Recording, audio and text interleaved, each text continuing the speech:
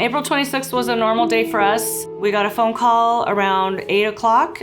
Justin's fiance called and hadn't been able to reach Justin and felt kind of uncomfortable, wasn't exactly sure what was going on. The person that found Justin called us and we met the paramedics. We were told to go to Roseville Sutter Trauma. So at that point we knew it was a little more serious than we thought because he had 50 minutes on his back and aspirating into his lungs. He had to be intubated. I kept just feeling that he was going to be all right. It was Justin. I just felt like it was going to be okay. But news just got worse and worse and worse. The doctor, the neurologist came in and told us that Justin had global brain damage and they did not anticipate him waking up. When we got to go home a couple times, I was reading my Bible and I tend to turn to James. The first chapter is talking about finding joy in the trials that we have, and those trials turning into faith, and the faith turning into steadfastness, and the steadfastness turning into perfection. I was really humbled to talk to God at that point because I almost didn't feel worthy that I could ask him for things. And so when I read those verses in James, and that gave me courage to ask for the miracle, I really felt my life kind of transforming at that point. I think it was May 1st was the night that I just realized the severity of the situation.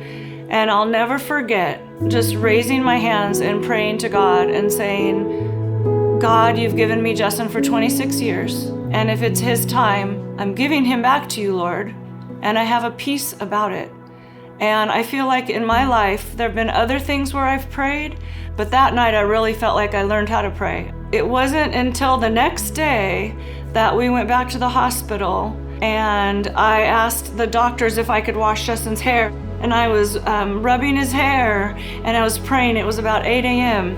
And we started to see his eyes opening. And we were all just like, doctors, he's moving. This is movement. And he started to wake up. And it was about a 4-day process that he was waking up. On April 26th, little did I know my life was going to change pretty drastically.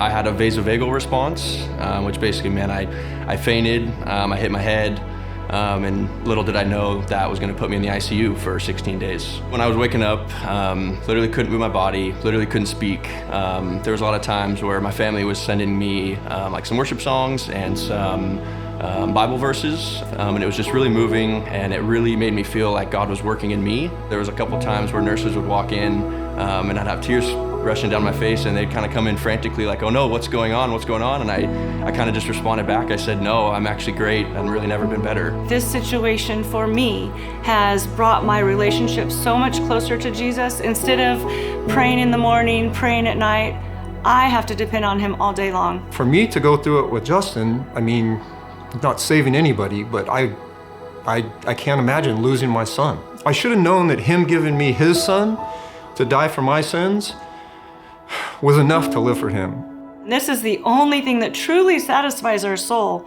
And I feel like for us, all these things we were maybe searching for throughout our 36 years of marriage, you know, they don't give us true peace or true joy. And so for my friends now, I want people to learn about true joy and true peace, and you can only find that through Jesus Christ.